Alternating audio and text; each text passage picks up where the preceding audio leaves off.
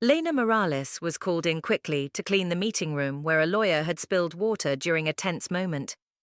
She entered, pushing her cleaning cart and wearing a worn Garfield t-shirt, showing it was an unexpected time for her to be there.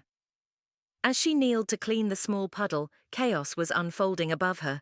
Damon Hayes, the serious CEO of Hayes & Lee, had his fingers pressed to his forehead, listening to the 11 lawyers around him. They were all arguing, quoting legal cases and blaming one another. The mood was electric. The focus was on Clause 38B in the contract with the Renshaw Group. If they couldn't find a legal way around it, the company could lose millions and their reputation.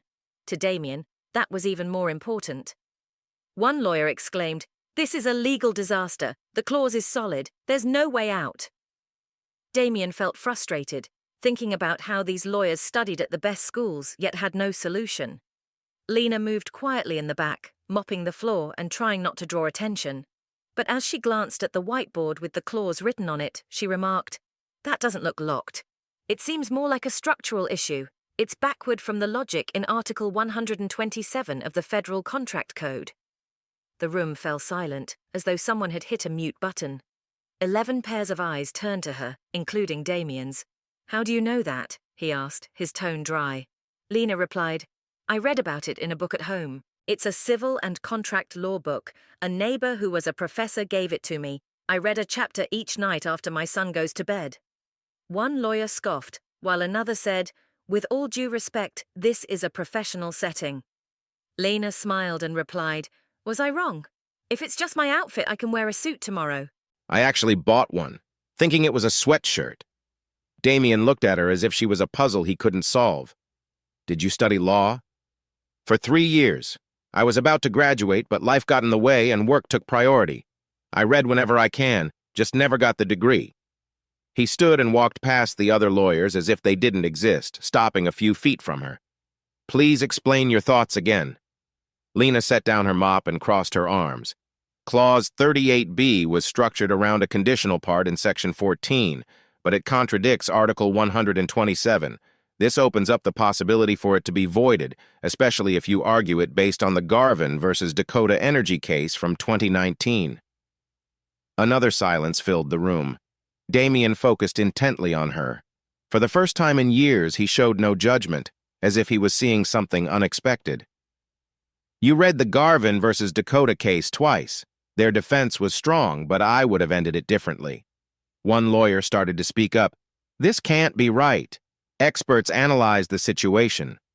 Lena shrugged. "Then review it again at home. It's on page 197 of Volume 2. Damien crossed his arms, looking both curious and surprised. For the first time that morning, he didn't seem bored. He seemed interested. "What's your name?"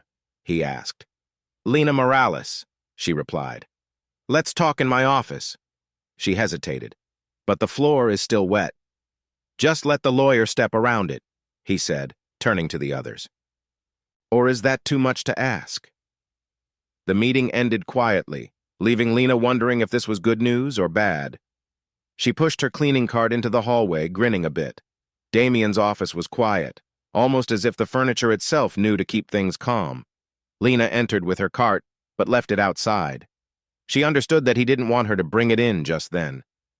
Damien was by his desk, looking at a tablet filled with complex sentences packed with legal terms. He didn't speak right away. Instead, he motioned for her to sit down. Lena glanced at the elegant chair, which felt too fancy for her. She sat down, adjusting her Garfield t-shirt, which looked quite out of place. Finally, Damien spoke. "This clause was used in a merger agreement between 2 energy companies in Florida. One of our lawyers thinks it might be useful. What do you think?" Lena quickly read the first paragraphs on the screen. Her eyes darted across the words, and once she finished, she leaned back, speaking slowly. "It could work if the goal is to confuse anyone reading it. It uses technical terms but hides the main point behind complicated wording. It might trap someone, and not in a good way." Damien raised his eyebrow. "Explain." "The phrase transfer of contractual responsibility comes before a clause that creates confusion with Article 21 of the Civil Code. A careful judge might view it as intentional omission."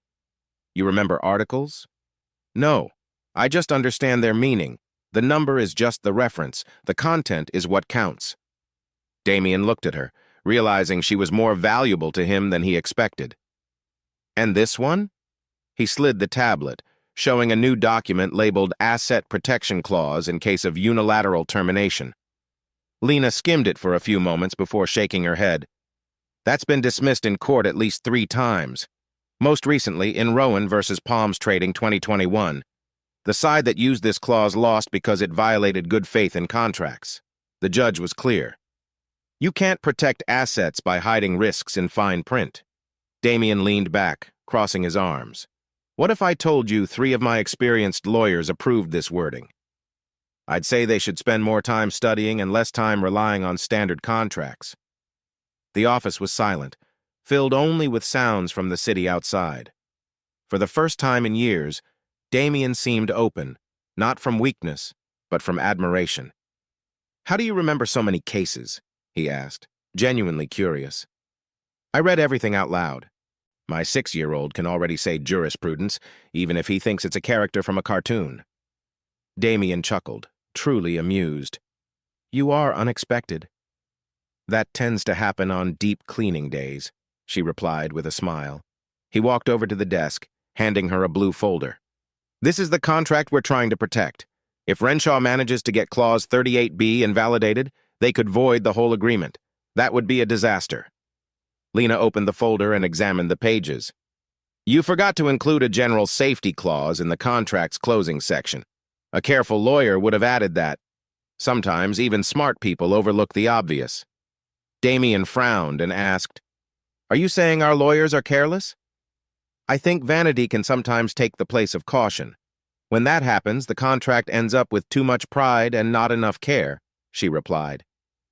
He looked at her differently than usual, as if trying to understand her perspective.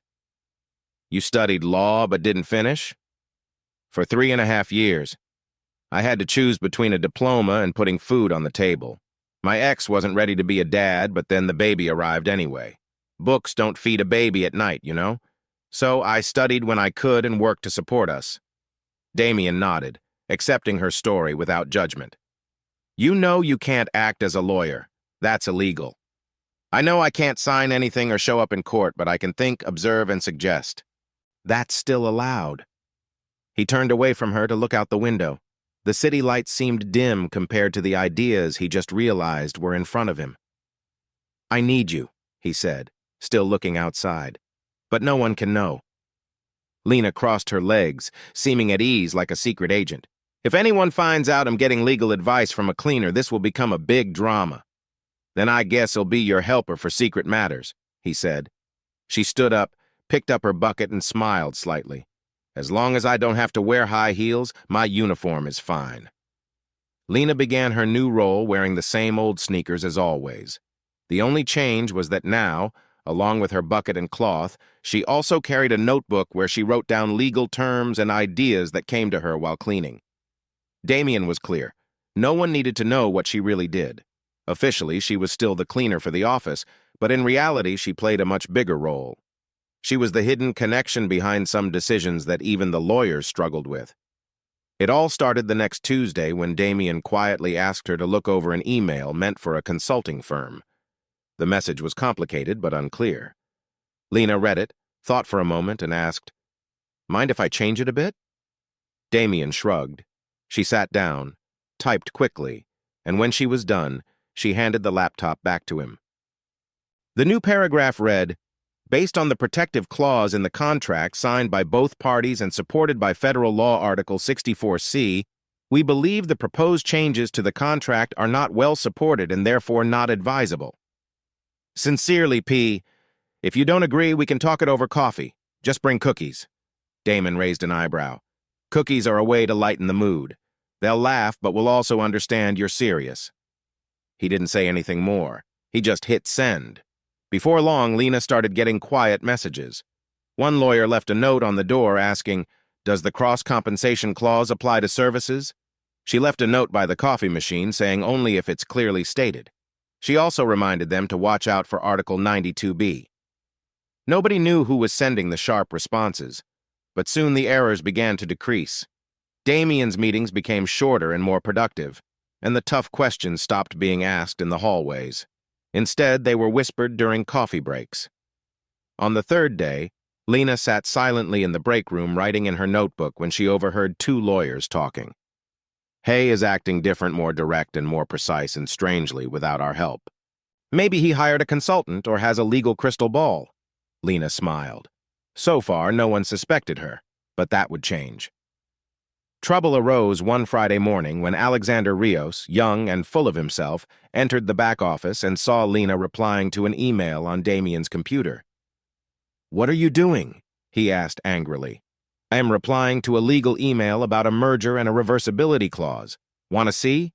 She stayed calm. "This is a clear rule violation. You're not even supposed to use this system. You're just a cleaning lady," he said. Lena took a deep breath. She stood tall, refusing to feel small. "Anyone can read the law, but understanding its essence is for those who study deeply," she responded, looking him in the eye. Alexander frowned. "That's not in the code." "No, it's not. It's from the preface of Professor March's book, the same professor who teaches your graduate classes. I took it from his book." The silence that followed was more powerful than any accusation. From that day on, Lena was called the voice in the footnotes. No one knew exactly who she was, but rumors began to spread. The fact that Damien kept consulting her added to the mystery. One afternoon, a serious document landed on Damien's desk. It was a letter threatening legal action, written in a tough tone. He walked into his office and handed the letter straight to Lena. She read it, thought for a moment, then wrote a short reply that was direct and had just the right touch of irony. "We appreciate your concern regarding the potential legal outcomes of this contract. However, we believe there's no need for dramatic claims or imagined issues. Our team, whether seen or not, is ready for any situation with respect and confidence." Damon read it and smiled for the first time in public. That same week, during a break, Lena walked past a meeting room where two interns were discussing whether to activate a joint liability clause in a partnership agreement. "It depends on how the bond was formed," Lena said casually as she walked by. The two men exchanged glances. "What do you mean?" one asked. She turned back with a smile. "If the joint responsibility was agreed upon, then yes. But if it's assumed through interpretation, you risk losing the original intent. It's in Article 265. Good luck, gentlemen." Then she walked away as if she were just commenting about the weather. Watching from his office, Damien did something unusual. He wrote her name in a notebook he rarely used. It was as if he wanted to remember that intelligence could come from anyone, even someone dressed simply.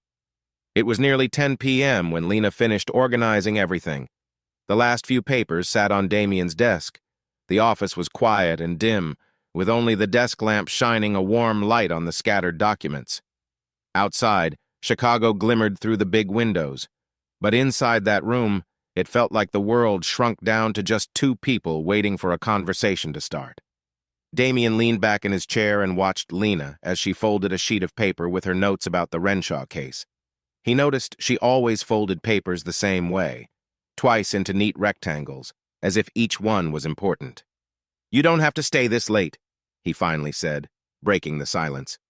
"I know, but I like the office when it's empty. It's easier to think when no one is watching me," Lena replied. She put the last book in her bag and sat in the chair across from him. It was a simple wooden chair, not the elegant armchair she sat in during meetings, making her feel more real. "Can I ask you something?" Damien said, leaning forward. "Sure, but if it's about case law, I charge extra after 9, she joked. He smiled, but then his expression became serious. "Why did you study law? What made you choose that field?" Lena took a deep breath as if she was opening a drawer she hadn't touched in a long time. "My father was a construction worker. He died when I was 16 in a work accident. The company tried not to pay my mom. They said he wasn't wearing safety equipment, that it was his fault. It was a complete lie." She paused, looking down at her hands. "My mom didn't know how to fight back. We couldn't afford a lawyer, and the few who talked to us acted like they were doing us a favor, like we should be thankful just to be heard." Damien leaned in, listening closely. "And then? Then I thought if I understood the law, maybe I could help her. Maybe I could help others in the same situation. So I enrolled in college with a scholarship. Did you win the case? We did. After 2 years of fighting, my mom used the money to open a small dress shop in our neighborhood. It's still there. She sews party dresses for girls who want to feel special. Lena smiled, though there was a gentle sadness in it. You must have been an excellent student, Damien said. I was. Good grades, part of study groups, loved discussing cases with professors. I had a plan to finish my degree, go to grad school, maybe one day open a legal aid office in my neighborhood. What happened? The question lingered for a moment. Lena tucked a strand of hair behind her ear, a gesture Damien had noticed before when she collected her thoughts. Diego, she said finally. I met him in my second year. He was studying business, a year ahead of me. Nice smile, easy to talk to, dreams that seemed to match mine. Or so I thought. Damien noticed his own breathing had slowed, focusing on her words. We dated for a year and a half. I was in my third year when I found out I was pregnant. It was unexpected, but when I told him, I thought we would manage it together. But that's not what happened. He panicked. He said he was too young to be a father, that he had too many plans, and maybe it would be better to handle the situation differently. Lena paused and looked out the window. I told him I respected his choice not to be a father, but that I would have the baby, and he didn't need to worry because I would take care of it. And did you? I had to. I dropped out in the middle of my third year. The scholarship didn't cover daycare, and my mom was busy with the shop, so she couldn't look after Miguel all the time. I needed to work. Damien felt a mix of admiration and frustration in his chest. And Diego? He disappeared. He literally moved to another city after graduation. I never saw him again. Miguel was her focus now. He used to ask about his father when he was young, but he doesn't anymore. I think he understands that we are a family just the way we are. And you never thought about going back to school? Lena asked with a soft laugh. I did. I thought about it every night when I put Miguel to bed and opened the books I found or bought at fairs. But then I realized something important. I never really stopped learning. I just changed how I did it. Lena stood up and looked out the window at the city lights. I started going to the neighborhood library. They had a small legal section that was very useful. Professor Marquesi, the same one I told Alexander about, used to give extra lessons there on Saturdays. When he heard my story, he began lending me books. Lending you books? At first, yes. But when he saw that I really studied, took notes, and understood what I read, he started giving me books. He said, books are meant to be read, not just to sit on a shelf for decoration. Damien got up and walked over to stand next to her at the window. You never felt angry about giving up your plans? Lena turned to him, and for the first time that evening, her eyes sparkled with a different brightness. I did for a long time. I was angry at Diego, at the situation, and at myself for loving someone who wasn't ready for something serious. But after Miguel was born, she paused as if remembering that moment. When I held him for the first time, I realized my plans hadn't been destroyed. They just changed. I might not become the lawyer I dreamed of at 18, but I would be the mother I wanted to be at 20. Do you regret having Miguel? Never. He's the best part of me. He showed me that courage isn't about not being scared. It's about moving forward despite your fears. Damien admired her profile against the city lights. There was something in Lena he had never seen before, a strength that came not from trying to prove herself, but from knowing who she was. And you still study every night after he falls asleep? I do. I open my books, read cases, and follow changes in the law, not because I have to, but because I want to. It makes sense to me. But you know you can't practice law? Practicing is one thing, understanding is another, and who knows? Maybe one day he'll go back to college. Miguel is growing up. He's becoming more independent. It might be time to finish what I started. Damien felt a warm feeling in his chest. It was admiration, but more than that. It felt like he was in front of someone who turned every difficulty into a strength, every fall into a reason to rise higher. You're remarkable, he said, his voice more passionate than he intended. I'm just a single mother who cleans offices and reads legal books in my spare time. Nothing remarkable about that. You're wrong. You faced something that could have brought you down, but you turned it into strength. You've raised a child by yourself, never stopped learning, and kept your kindness and sense of humor. You solve problems that many can't. Lena smiled, though her eyes shone with emotion. Miguel asked me the other day if I was sad about not becoming a lawyer. Do you know what I told him? I may not have become the lawyer I dreamed of, but I became the person I needed to be, and that's worth even more. The silence that followed was full of meaning. Damien watched as Lena smoothed her hair and picked up her bag, returning to her focused work self. But something had changed in those moments. They had built a connection that went beyond work. I need to go, she said. Miguel goes to bed early, but he likes me to be there when he wakes up during the night. Sometimes he has night terrors. Of course. Thank you for sharing that with me. Thank you for listening. She walked to the door but turned back before leaving. And Damien, this conversation stays between us, all right? Not because it's a secret, but because it's personal. Of course. Once she left, Damien felt alone in the office, looking at the chair where she had been sitting. For the first time in years, he felt small, not in a bad way, but in a humble way, like he had just met someone who made him rethink everything he thought he knew about strength, determination, and value. The next day, Damien arrived at the office earlier than usual. He didn't have urgent meetings or documents to review. He wanted to observe. He wanted to understand the woman who had changed his view of intelligence and character in just one conversation. He positioned himself in the break room where he could see the main hallway. At 8:15, Lena walked in wearing her blue uniform. Damien looked at her in a new way now. Every little thing she did seemed to tell a story.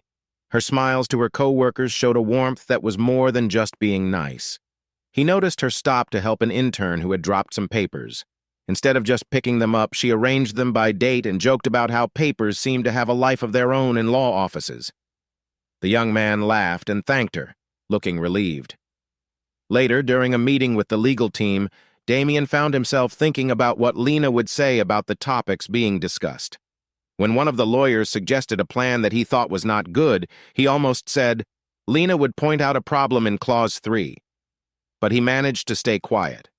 At lunchtime, he noticed her sitting by herself in the courtyard, eating a sandwich and reading a book about constitutional law. It didn't seem like she was putting on a show. She wasn't trying to impress anyone. Her interest was real, and her love for learning was clear. Damon felt something he couldn't quite put into words.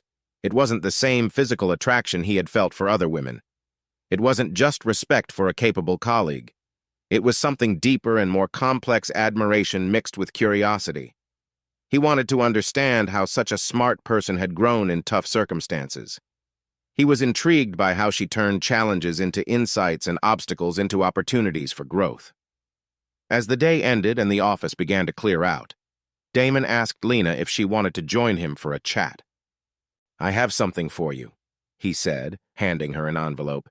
She opened it and found a check for a considerable amount, enough to cover several months of her expenses. What's this? She asked. A bonus for all the help you've given me, for the solutions none of my lawyers could figure out. Lena looked at the check for a moment before handing it back. I can't accept this. Why not? You deserve it. The value you bring to my work is worth far more than this. That's exactly why I can't accept it, Lena replied, sitting in the same chair she had used the night before. If I accept this check, it will feel like we are even, like you paid for my knowledge and help, and I will feel like someone who got rewarded for being useful. But that's what I'm doing, compensating someone who's been helpful. No, Damon, I'm not a favor, I'm value. Her words hung in the air, filled with strength and dignity. You don't get it, she continued. I don't help you because I need money. I help you because I enjoy it. It makes sense to me, and I finally get to use everything I've learned. Money would turn this into a transaction. What we have is a partnership. Damon put the check away, feeling both rejected and impressed. So how can I give back? Keep letting me be involved, keep trusting my judgment, and maybe see me as a person, not just someone who does cleaning but also knows the law. In that moment, Damon realized what he was feeling.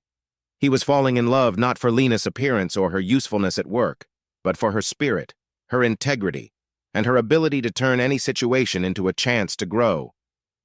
That thought scared him more than any challenge he had faced before. Thursday morning started like any other at Hayes and Lee. Lena arrived right at 8, greeted the front desk staff, and made her way to the administrative floor with her cleaning cart. What she didn't realize was that just a few feet away, Marcus Thompson, a second-year intern and aspiring influencer, was discreetly recording a video for his social media channel. Marcus had been curious about the buzz around the office, the rumors of a mysterious consultant helping Damon with tough cases. When he saw Lena patiently explaining to 2 other interns the difference between a termination clause and a cancellation clause, he knew it would be great content. "Look, it's simple," Lena said, leaning on a broom as she spoke. "A termination clause is like a breakup where you just can't agree on movies anymore. It's over, but no one did anything wrong. Now, a rescission clause, that's when one person was secretly eating all the popcorn. That's a breach of trust." The interns laughed, and one of them asked, "What if someone lied about liking horror movies just to impress the other?" "Well, my friend, that's misrepresentation. The whole agreement was based on false information, which can make the contract invalid from the start, like when you find out your crush doesn't even like dogs or pizza." There was a big misunderstanding. Marcus kept recording, amazed by how Lena explained ideas that his teachers struggled to make clear. Another intern asked, "How do we know which one to use in each case?" Lena responded, "The main question is whether there was bad faith. If there was, it's a cancellation. If not, it's just ending the contract. It's like breaking up over text versus in person. Either way, it's done, but one way feels a little more respectful." As Lena cleaned up, one of the guys asked, "What if both people want to end the contract but for different reasons?" Lena replied, "Then you have a mutual end.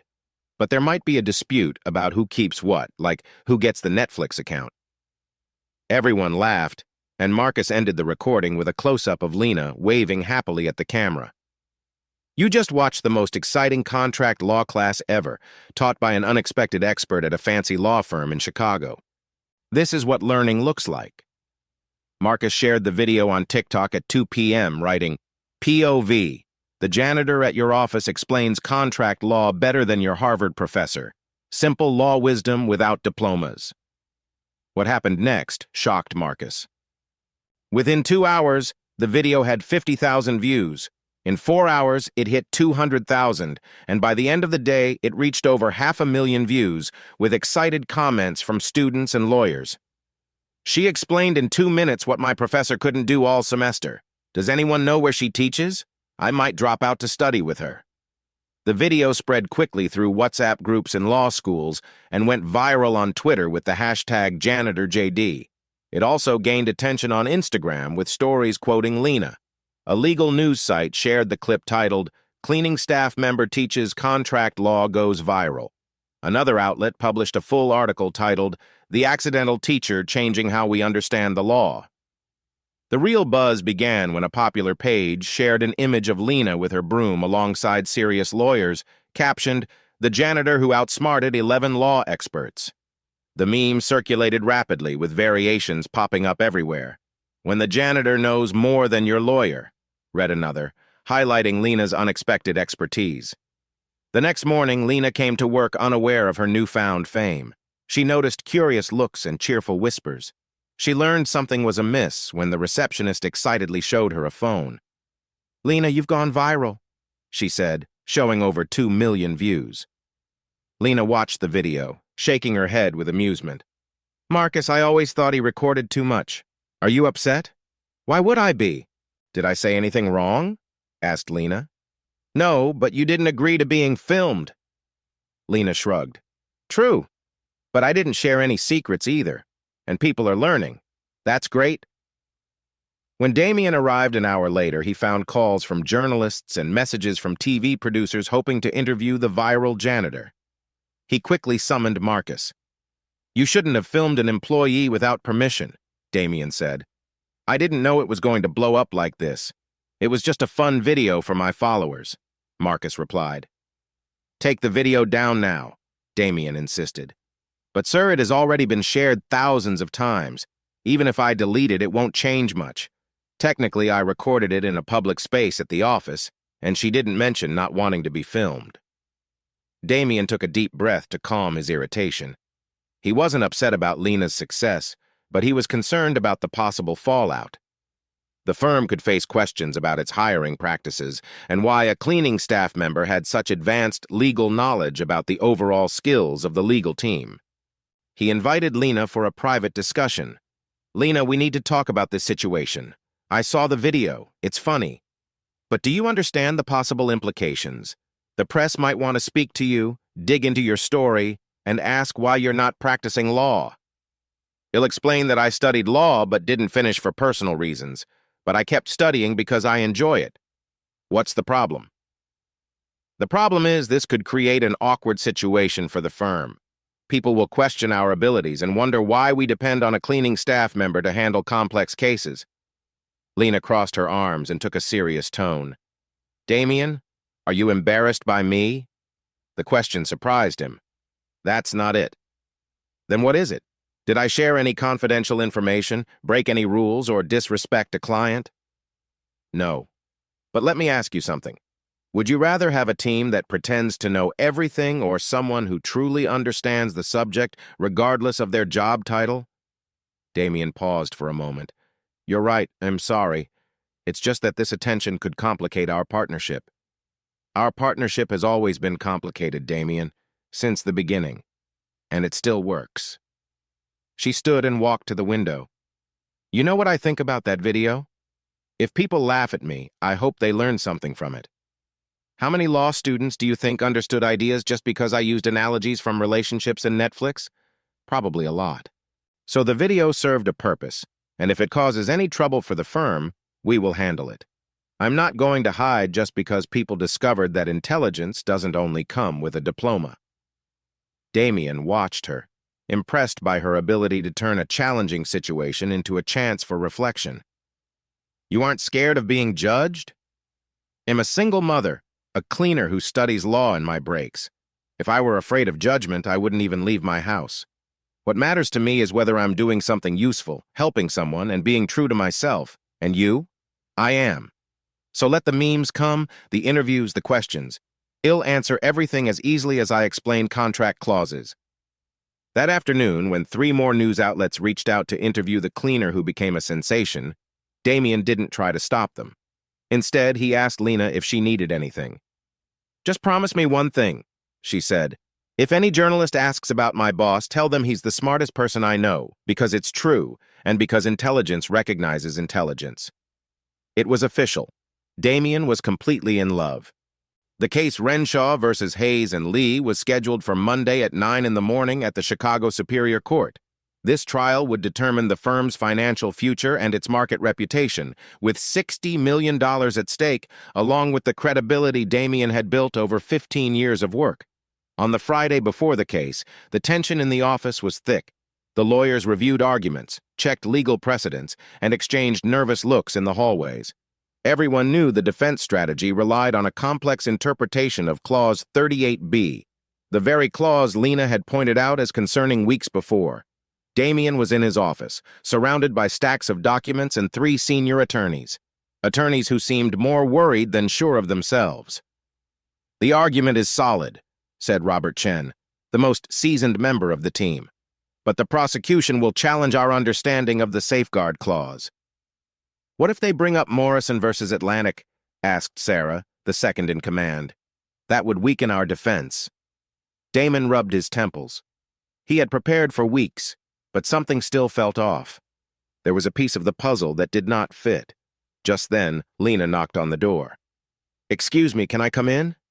"Of course," they replied. She came in with a tray of coffee and a folder. "I brought you some coffee." "I overheard you discussing Morrison versus Atlantic." Robert raised an eyebrow. "And you're concerned about the wrong precedent?" The room went quiet as Lena placed the tray on the table and opened her folder.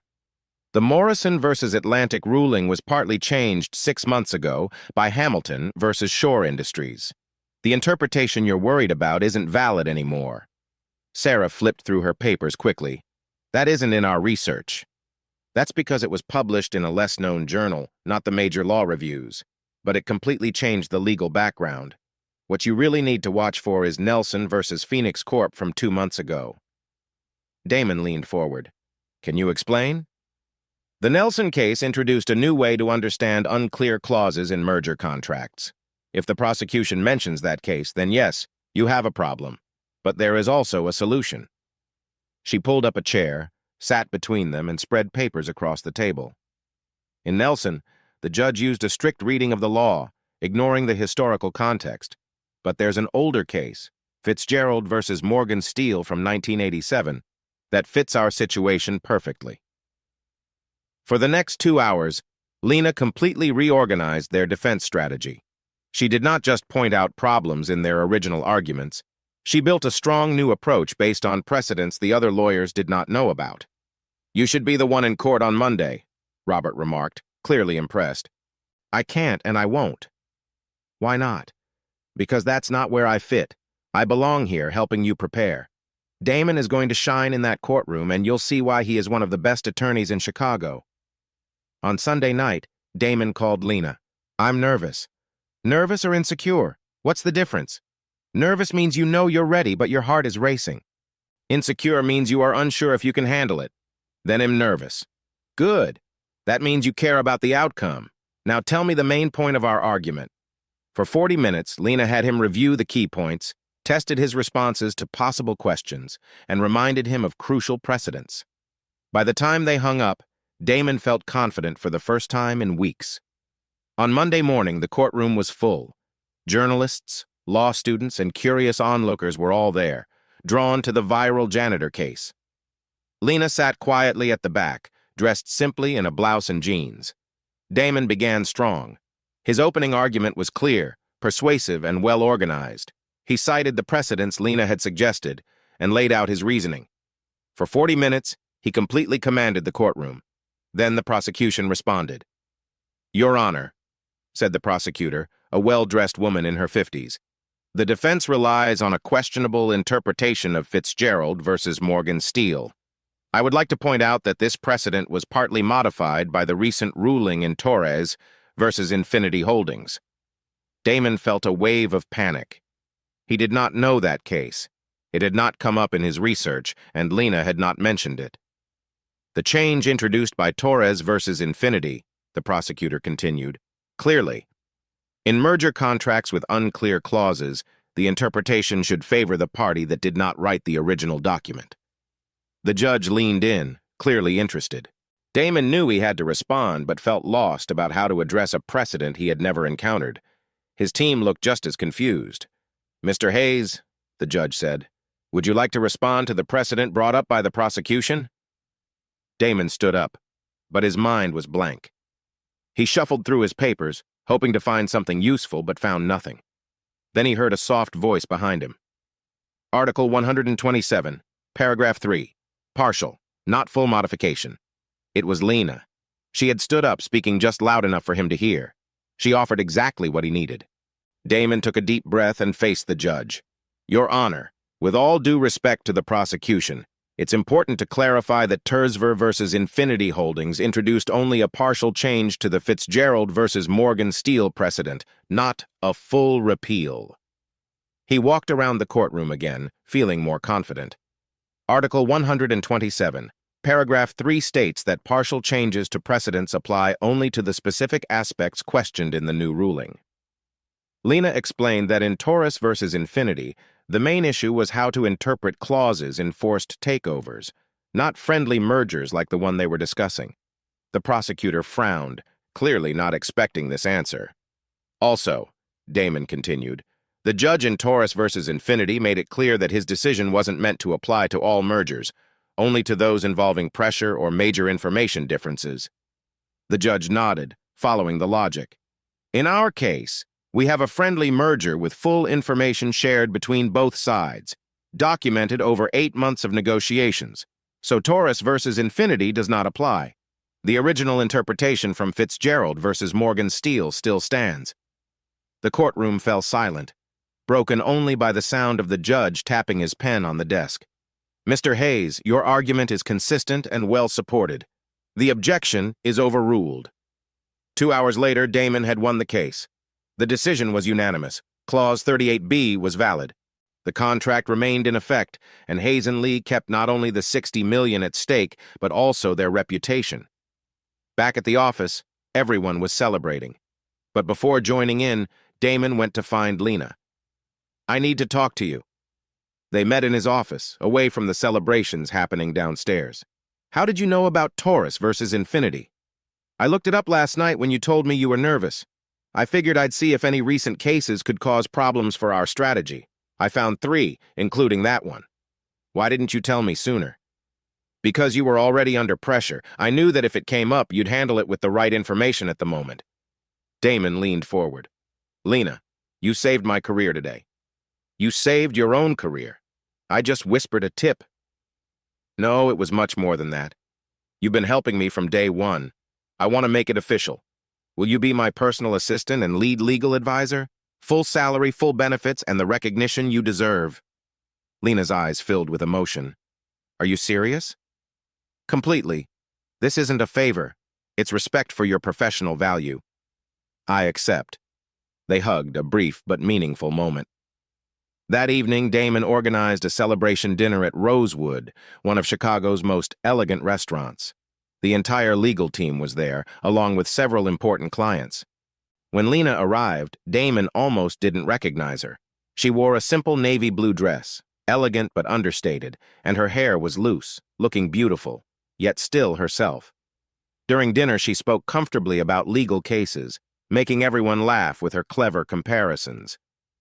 She carried herself with a quiet confidence that had nothing to do with her clothes or shoes. Damien couldn't take his eyes off her all night. He noticed how she moved her hands while explaining something, how she smiled when someone asked a thoughtful question, and how she treated everyone from the waiter to the senior partners with the same kindness and respect. As the evening came to a close and the group began to leave, Damien offered to drive Lena home. "You don't need to. I can call an Uber," she said. "I insist. After everything you've done for me, it's the least I can do." On the way, they chatted about the trial, her new job, and a few last details about the case. The conversation was easy, and there were quiet moments that felt just right, not awkward at all. When they arrived at Lena's building, Damien turned off the engine. "Lena," he said, looking at her. For a moment, they just gazed at each other. Something had been building between them for weeks, a silent connection. Then Damien leaned in and kissed her gently at first, then more deeply. Lena responded, her hands touching his face as they shared the moment. When they pulled apart, both of them were a bit breathless. That was a mistake," Damien said suddenly, looking tense. "It shouldn't have happened. You work for me now. This complicates everything. That was inappropriate." Lena stayed quiet, thinking about what he had said. "Damien, it's best if you forget that ever happened, please." She looked at him for a moment, and then got out of the car without saying anything. Damien watched her walk into the building, realizing that he had just made a huge mistake. The next morning, Damien arrived at the office 2 hours earlier than usual. He hadn't slept well, going over the kiss in his mind, and, most importantly, the look on Lena's face when he called it a mistake. She had looked at him not with anger, but with a deep disappointment that troubled him all night.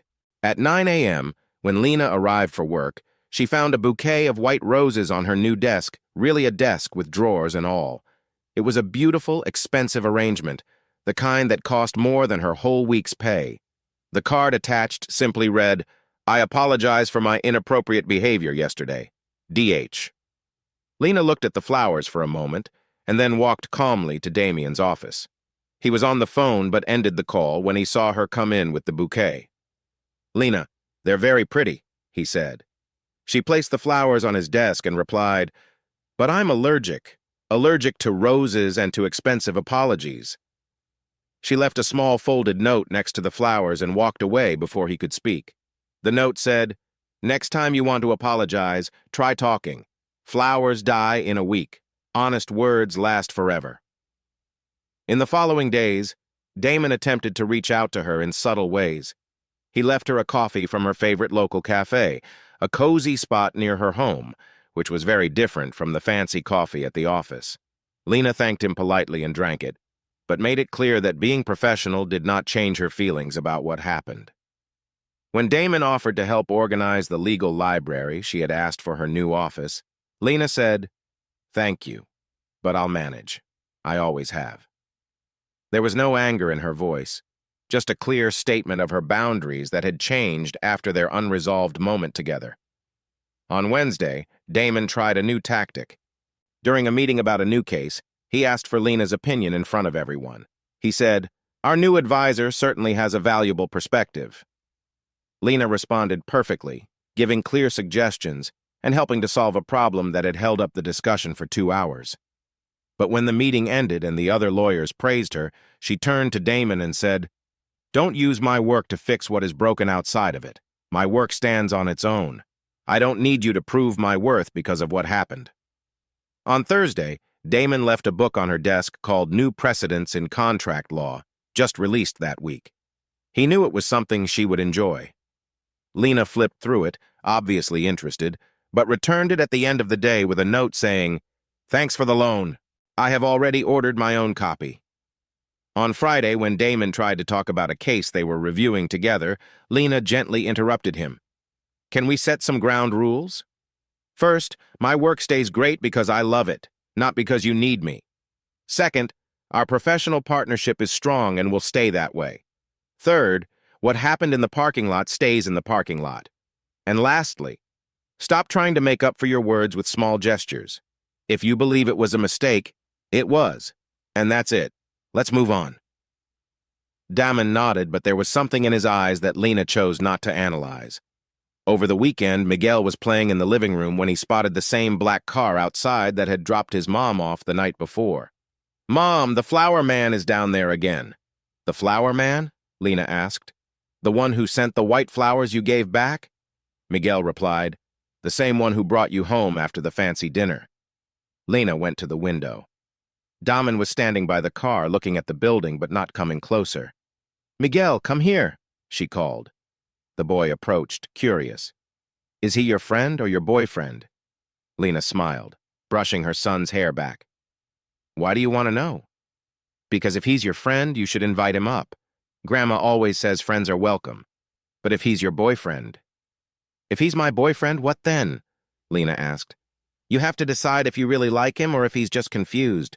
Because a confused boyfriend makes you sad, and I don't like it when you're sad." Lena hugged her son, amazed by the wisdom of a 6-year-old. "And what do you think he is?" Miguel thought for a moment while watching Damon through the window. "I think he's a friend who wanted to be a boyfriend but got scared. Like Pedro in my class. He likes Sophia but pretends he doesn't because the other boys would laugh at him. You're very smart, you know that. Grandma always says that grown-ups can sometimes be sillier than kids." Lena chuckled while watching Damon outside. Her grandma was right. Damon stood on the sidewalk for a while longer before getting into his car and driving away. As Lena stood by the window, she thought about her son's words and the mixed feelings she couldn't quite name. Miguel, who had gone back to his toys, called out from the living room, "Mom, if he comes back tomorrow, can I talk to him?" Lena smiled and shook her head. Her son was correct. Adults often make simple things overly complicated. The next Monday, Damien showed up at Lena's desk with an unexpected offer. "Want to have lunch outside? I need to talk to you about a case, but away from the office." Lena sensed something different. He seemed more open now. "What kind of case?" she asked. "The kind that can't be solved with just rules." They went to a small cafe downtown, far from the fancy places Damon usually chose. This cafe had worn wooden tables and a chalkboard menu. It felt comfortable for Lena. Damon ordered a sandwich but hardly touched it while Lena enjoyed her salad, watching him nervously play with a napkin. After a few moments of silence, she asked, "What kind of case has you so unsettled?" "I'm the case," he replied, pausing for a moment. Lena stopped eating and focused on him. "I don't know how to handle what I'm feeling." "And what are you feeling?" Damon took a deep breath. "Ever since you came into my life, everything's changed how I work, how I think, even how I live. And that scares me." "Why does it scare you?" "Because I've never felt this way before. I've never admired someone so much or wanted to understand them as deeply as I want to understand you. Lena put down her fork and listened closely.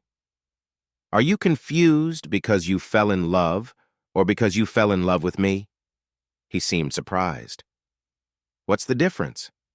The difference is that maybe you're used to people wanting you for what you can give rather than for who you are. I don't need any of that. He paused, reflecting on her words. Maybe you're right. It's not a maybe. You've spent your life being needed for the wrong reasons. With me, you're just you, not the boss or the wealthy guy, just the smart man who asks good questions and sometimes laughs at my jokes. Your jokes aren't bad. Yes, they are, but you laugh anyway. They both smiled and the tension eased a little. So that's it, Damon said. I'm confused because you make me feel both unnecessary and important at the same time. Exactly. You don't have to be anything but yourself, and that can be scary. It is because it means if you like me, it's for me, and if you don't, it's also because of you. Damon nodded, seeing the truth in her words. Then he hesitated and brought up their kiss. I really think that was inappropriate. You work for me now, and I don't want you to feel uncomfortable. Lena tilted her head, studying him. Then maybe you should think a bit more before kissing people. Did you kiss me out of admiration? No, I kissed you because in that moment, it felt completely right. But then fear took over, the fear of complicating things or losing you as a colleague or not being enough. Lena leaned back in her chair with a soft smile. Damon, you're many things. Smart, dedicated. Lena was as stubborn as a mule, but sometimes she wondered why she felt so conflicted. It seemed she was learning how to be with someone who wanted nothing from her except her company. That idea was a bit scary. After finishing lunch, they spoke about work, but something felt different between them. There was a new understanding, a level of honesty that had not been there before. When they returned to the office, Damon walked with her to her desk. Lena, can I ask you something? Sure. Do you feel anything for me? She looked at him for a moment. I'm sorry, but I'm confused too. Unlike you, I can't just kiss someone and call it a mistake afterward. When you figure out what you really want, let me know. Until then, we're just colleagues. Good colleagues. That evening, Lena was quieter than usual at home. Miguel was already asleep, and she was helping her mother Carmen fold laundry in the living room. You seem different, Carmen said, watching her daughter. Different how? Sad, but not the cry in your room kind. It's more about thinking too much. Lena smiled. Her mother had a way of seeing through her moods. I'm okay, Mom. Just working through some changes. What kind of changes? Work, personal stuff, a little of everything? Carmen paused, folding clothes, and sat beside Lena. Talk to me. Work is great, better than expected. I got the position I always wanted. I'm doing what I love and getting paid well. But my boss is complicated. Complicated how? Lena sighed. He's smart, respectful, values me at work, and I care about him. And does he care about you? I think so, but he seems unsure. He even calls his feelings a mistake. Carmen nodded, finally understanding. Oh, I see. He's one of those men who struggle with strong women. That's not it, Mom. He admires my strength, but I think it makes him insecure. And how do you feel? Confused.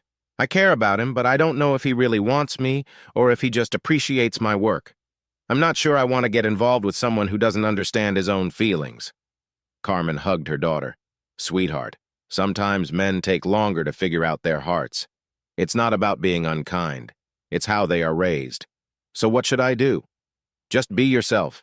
If he's smart, he'll recognize how special you are. If not, that's his loss. You've shown you can be happy on your own. Lena smiled, feeling a bit lighter. Thanks, Mom. You're welcome. And even when you're unsure, you really shine. That matters. That night, Lena fell asleep thinking about her mother's words and the conversation with Damon. Maybe Carmen was right. Sometimes you just had to be yourself and let things unfold naturally.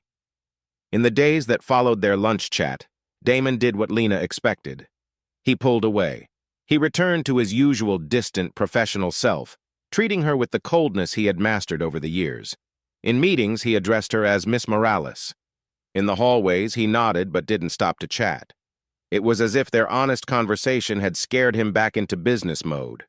Lena noticed right away and responded with dignity. If he wanted space, she would give it to him. If he preferred formality, she would be formal. She also started to pull back from the informal support she had been offering him. When Damon left documents on her desk with notes asking for input, she replied by email. Her responses were technically sound and detailed, but lacked the playful comments she used to include. When he tried to start a conversation about a case, she answered clearly and professionally. The office felt different lately. Sarah mentioned to Robert that the atmosphere between the boss and his new advisor had become quite stiff. Marcus, proud of finding Lena's talent, noticed she was no longer making jokes during her legal explanations. On Thursday, Damon was checking a contract when he realized he needed Lena's input on a particular point. Instead of walking over to her desk like before, he sent her a formal email asking for her thoughts. She replied in just 15 minutes, with 3 perfectly written paragraphs that were very professional, but lacked the charm he had come to appreciate in her work. That night, while at home alone, Damon found himself looking for Lena on social media, something he rarely did. Her profile was basic, with just a few photos, yet each told a story. One video showed Miguel from a few months ago trying to say jurisprudence, while Lena chuckled in the background. Another showed her explaining a health insurance contract to an elderly neighbor using cake recipes as examples. There was also a picture of her at the local library surrounded by old law books, with Miguel asleep in her lap. It was a world very different from his own, a place where knowledge was shared openly, and where she was not just respected but cared for.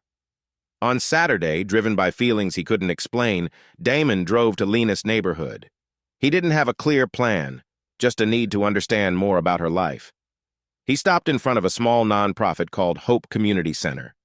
Through the window, he saw Lena at a round table, animatedly explaining something while others took notes. He watched for a few minutes and noticed a different side of her. She seemed relaxed and genuinely happy, not putting on a professional front. Taking a deep breath, he decided to go inside. The group stopped talking when they saw him. Lena looked surprised. "Damon, what are you doing here?" she asked. He replied, "I was driving by and saw you here," a clear untruth they both understood. "This is Damian Hayes," Lena introduced him to the group. An older woman smiled and said, "The famous boss from the legal viral video." Damon politely greeted everyone but kept glancing back at Lena. "Can I talk to you for a minute?" he asked. They stepped to a corner of the room. "Seriously, what are you doing here?" Lena inquired, but her tone was friendly. "I wanted to understand," he replied. "Understand what?" she asked. "How you do this? How you are so different here?" Lena looked at him for a moment. "You drove 40 minutes just to ask me that?" she said. "Maybe." He glanced at the group, who had resumed their conversation, and back at her. "This week I've realized I don't like who I was before." "And what do you want from me?" she asked. "Will you let me learn from you?" The question came out more vulnerable than he intended. Lena was quiet for a moment before smiling for the first time in a week. "That depends. Are you willing to listen to Mrs. Rosa explain why her apartment lease is unfair, even if it takes 2 hours?" "I am," Damon replied. "And to help Mr. Carlos understand why the auto shop can't charge him for work he didn't approve?" "I am," he confirmed. "And to do it without feeling better than anyone here?" Damon looked around, finally noticing not people needing help, but individuals with their own experiences and wisdom. "I'm willing to try," he said. Lena nodded and replied, "Then have a seat. Mrs. Rosa was just telling us how she found out on her own that she was entitled to compensation and no lawyer wanted to help her." Damon sat down and, for the first time in years, listened instead of talking. For the next 2 hours, he heard stories that made him rethink what he knew about fairness, knowledge, and the value of people. When they finished, Lena asked, "So, did you learn anything?" He replied, "I learned that you're not just smart, you're wise. There's a big difference between those two. Smartness helps solve problems. Wisdom helps change people." For the first time in weeks, they smiled at each other without any barriers. The following Wednesday, Lena casually mentioned she would give a talk at the community center about consumer rights. It was part of a project she had been running for 2 years, teaching basic legal knowledge to people who couldn't afford lawyers. "Can I come?" Damon asked, surprised at how natural it felt. "Won't you find it boring?" she replied. "On the contrary, I think I need to see what real advocacy looks like." On Saturday afternoon, the small room at the community center was full. About 40 people filled the plastic chairs, from young mothers with babies on their laps to retired men with notebooks. Damon sat in the back, watching as Lena walked onto the small stage with a natural ease he hadn't seen in a corporate setting. She wore jeans and a simple blouse, her hair loose, unlike the polished look he was used to. "Good afternoon, everyone," she began with a genuine smile. "Today we're going to talk about something everyone should know: how not to get tricked when you buy something." Laughter filled the room. "First, let's agree on something. Everyone here has been tricked at least once. I have, you have, even that well-dressed gentleman in the back," she said, gesturing discreetly. More laughter followed, and Damon felt included, not singled out. "The difference is that when someone with money gets tricked, they hire a lawyer. When it happens to people like us, we get upset, tell our friends, and that's it. We accept the loss." An older woman raised her hand. "But Lena, lawyers are expensive. What are we supposed to do?" "Mrs. Maria, that's exactly what I'm here to talk about today. You don't need a lawyer for everything. What you need is to know your rights." For the next hour, Lena explained complex ideas using everyday examples. She compared warranties to relationships that don't work out, talked about high interest rates using loans between friends, and explained misleading contracts with cooking recipes that leave out ingredients. Damon watched, fascinated by how she made tricky legal words easy to understand without losing accuracy. More importantly, he noticed how people saw her not as someone above them, but as a true ally. When a young man asked how to dispute a wrong charge, Lena didn't just explain the steps. She wrote a sample letter on the board and shared tips on tone and building a strong argument. "Education is a kind of power no one can take away from you," she said, ending the session. "Knowing your rights is part of that education. Don't let anyone tell you this is too complicated to understand. If I could learn while cleaning offices and reading borrowed books, you can too." The audience applauded. Several people came up afterward to ask specific questions, thank her, or just chat.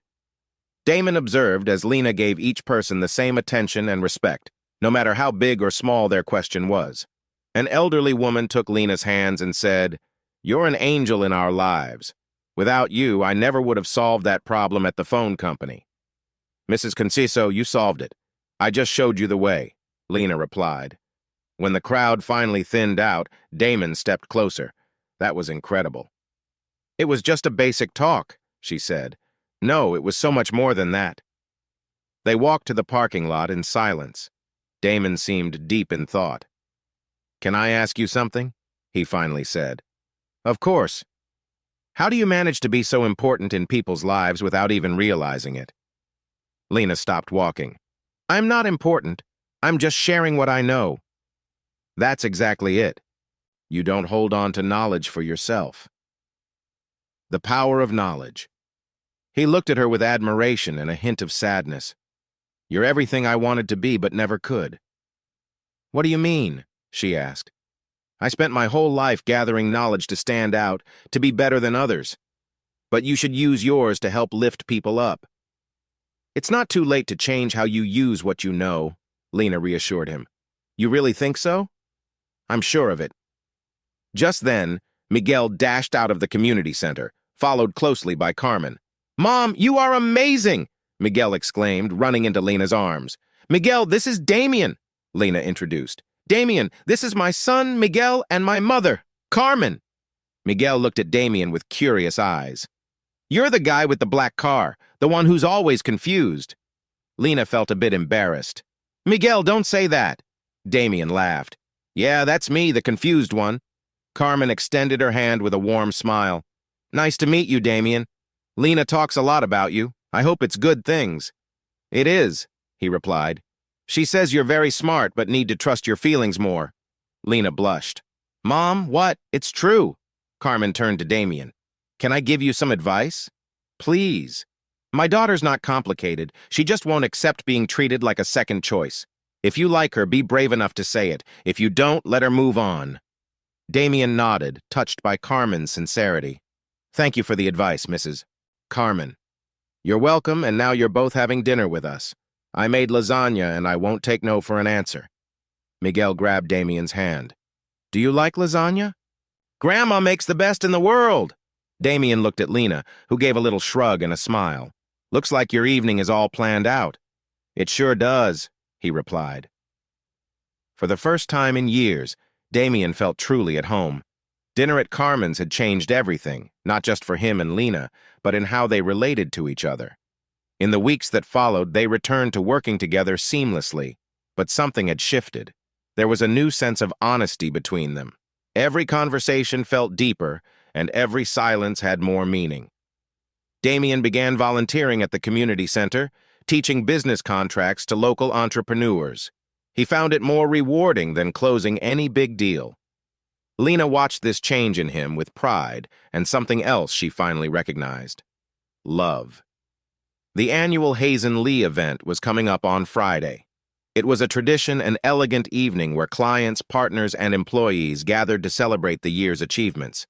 Damien always gave the main speech about the company's successes, but this time would be different. That morning, he sought out Lena. I need you to be there tonight.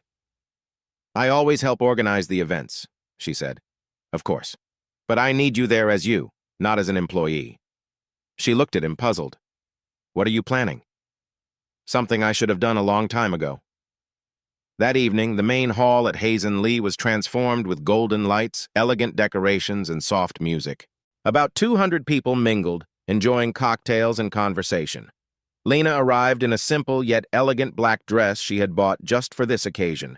She held a small clutch and wore a nervous smile while Miguel stayed home with Carmen, eager to hear all about the party the next day.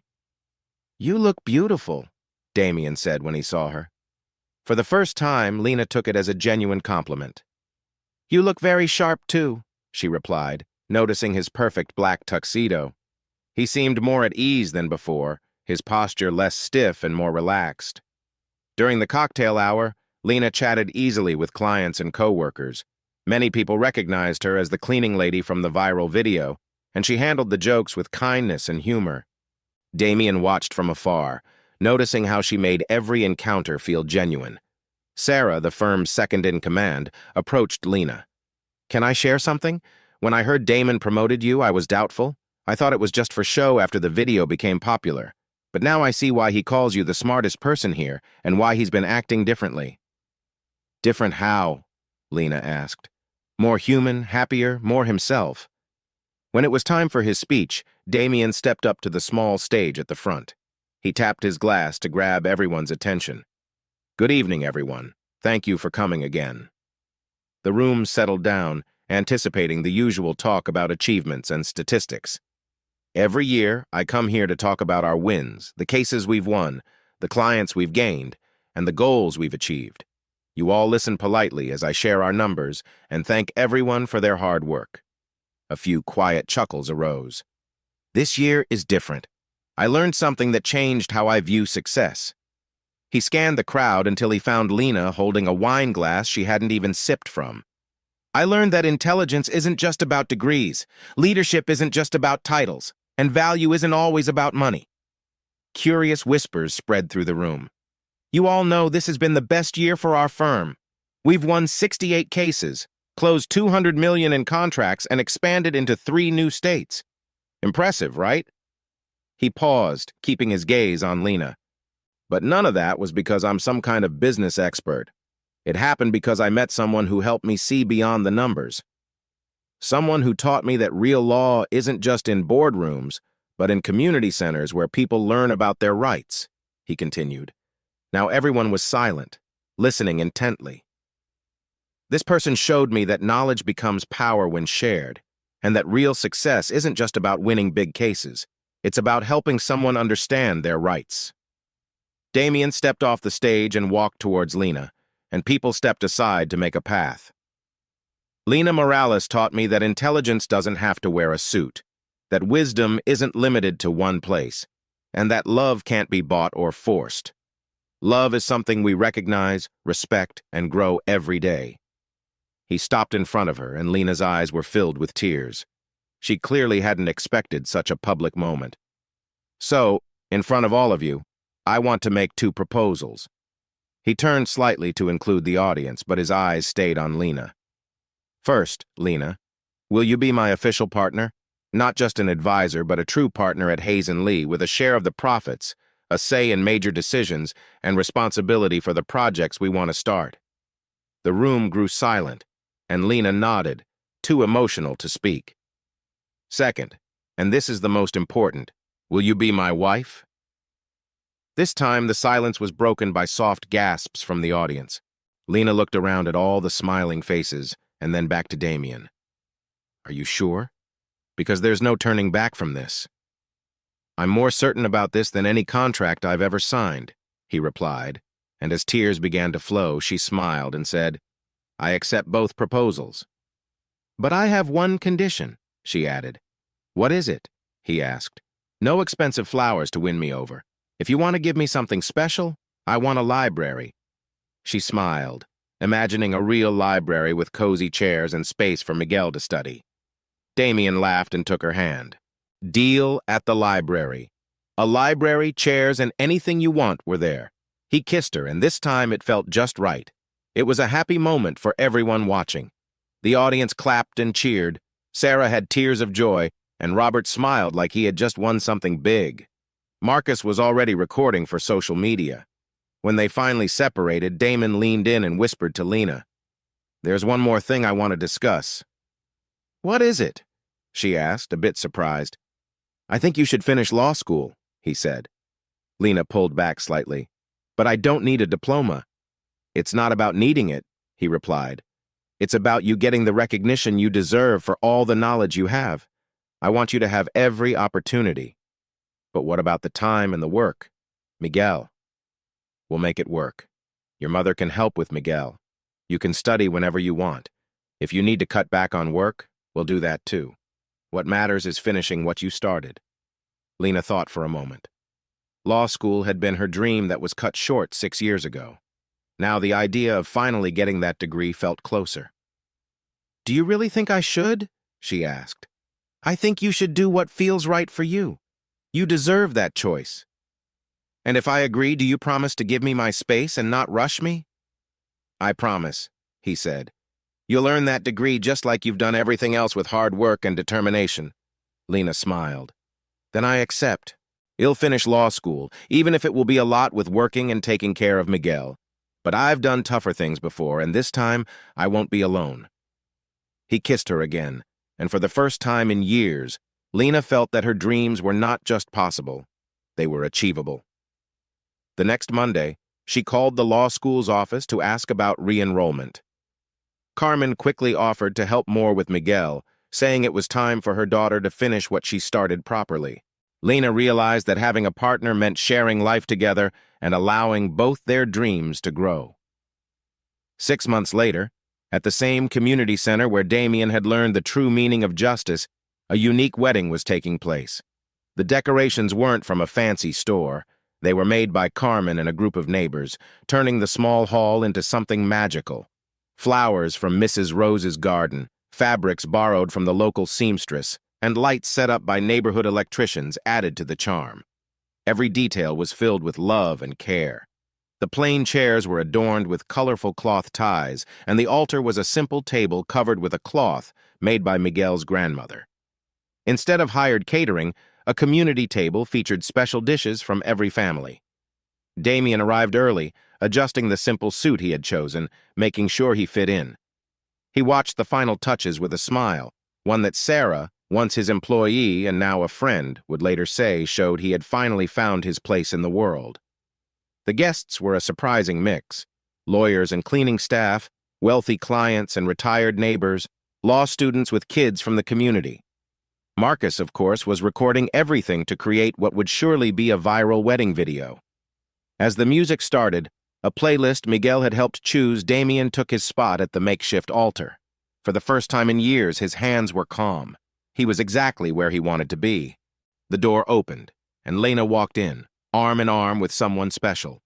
Miguel stood beside her. She wore a plain white dress that she bought from a nearby shop and had fitted by a local tailor. Her hair hung loose, adorned with a bright sunflower that Miguel had picked for her. He had said, "My mom shines like the sun." Miguel wore a small navy blue suit that made him look like a little lawyer. He carried a pillow with the rings and walked with a serious look that made everyone laugh through their tears. Damien watched Lena walk toward him and finally got what home really meant. It wasn't a place. It was a person. It was this woman who had changed his life with her wisdom, humor, and kindness. When she reached the altar, Miguel handed the rings to Professor Marchesi, the man who had given Lena her first legal books years ago. Before they said their traditional vows, Lena surprised everyone by saying, "I'd like to share a few words." She turned to the crowd, holding Damien's hands. "For a long time, people knew me as the cleaning lady who understood the law, and that's fine. I really do clean things. But over the years, I realized I didn't just clean floors." Her voice was calm, filled with emotion. "I cleaned away judgments, my own thoughts about what I could or couldn't achieve, and others' ideas about what it means to be smart or worthy." She looked at Damien and added, "I helped someone very special clean away his judgments too, about leading, loving, and being truly happy." Carmen quietly wiped away tears in the front row, while Mrs. Rosa waved her handkerchief. Sarah and Robert exchanged emotional glances. When it was time to exchange the rings, Miguel walked solemnly up to Damien and whispered something that everyone heard. "Now you're our assistant, too." The crowd burst out laughing. Damien knelt down to meet Miguel's gaze. "I accept the job, but can we talk about the salary?" he asked. "Sure, but I don't take money-only ice cream and trips to the park." "Deal." They shook hands, making everyone laugh again. Finally, when they kissed as husband and wife, it was under a shower of flower petals from the neighborhood kids. The kiss was sweet and full of promises that didn't need to be written down.